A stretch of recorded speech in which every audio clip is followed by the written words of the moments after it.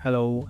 Here I wanted to break out from the environments and try the character study, a quick one. It was loosely based on a picture I found on the web. My idea was to practice designing shapes on the characters. So, to establish some shapes, I started with a very quick sketch just to introduce some overall shapes and rhythm and to help me imagine how to look later. I didn't want to spend much time on it. I just wanted to move to the next step to paint in the silhouette. So after that sketch, I started painting the shapes. I separated each part of the body and added local color of the material to each part. I blocked the shapes and started working on details and values basically. So at that moment, I started working on details until I decided this is finished. There are some questions under the videos, so I will answer some of them.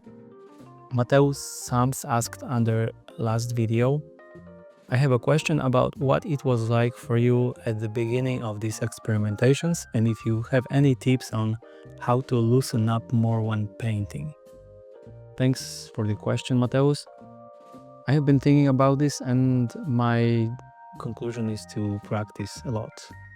So loosen up means, I guess, to get more confident. And I've been experimenting a lot. My personal, painting and sketching and studying, that was like almost my priority for a long time. And I tried different tools, my brushes. I've created my own shortcuts I use for years. Some of them are very weird, but they work for me. I think so. The answer is to spend a lot of time to experiment and build up your own tool set. And with time, you just gain confidence in wood painting and with using the software, which is as important. If you want to achieve an effect and you create a brush for it and it works, then you have another tool and you know when to use it next time. And the other thing is the detail. I think a lot about reducing the detail and simplicity. And I think a lot about making image and elements in it as readable and simple as possible. And maybe that gives a lot that loose look to it. I think you just have to paint a lot and at some point you will develop your own confident feel to it. Another question from Daniel and Art. Are there similar qualities or energy you try to capture in your studies? Thanks for the question, Daniel. I'm not sure if I understand it, but I'll try to answer it. Every time I try to make the studies look rather simplistic and not overdone, I try to make it look like it was made effortless, even though it takes an effort. And that's a conscious decision.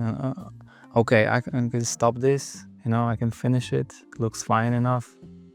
I don't need to grind the detail. Or I can reduce the detail during, which happens a lot. And then there are for sure so many things that I do unconsciously. For example, choosing the composition or mood. And the slight tilt on over shapes, the exaggeration of the shapes. And also the picking the subject. For example, I like Japanese vintage cars, and when I paint cars, which I paint a lot, they seem to have the exaggerated vintage car look. And I don't know if this is a fully conscious decision. I think I like those cars, and then when I paint them, they I just unconsciously do them this way.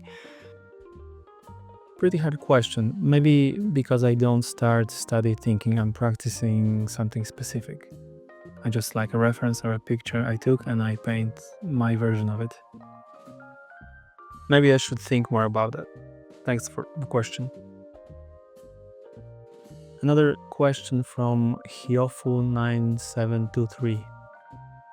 What thoughts do you usually have when choosing the overall colors? I heard long ago from some professional artists that the most important thing regarding colors is the strong values. So if the values are good, then you can play around with colors and make them crazy unrealistic, and it will look good anyways.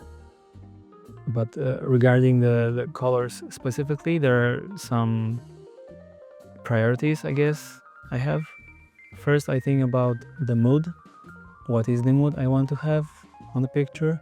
So if it's some dark, for example, street at night, I start with some dark blue or dark green and the opposite color from the lights. So like some yellow, orange. You know, some opposite colors that look good together, the complementary colors. And then when I want something to get more attention on the painting, usually it's like a contrasted object or something with saturated color that pops out. You know, you can check my earlier videos about picking colors. I tell more about that.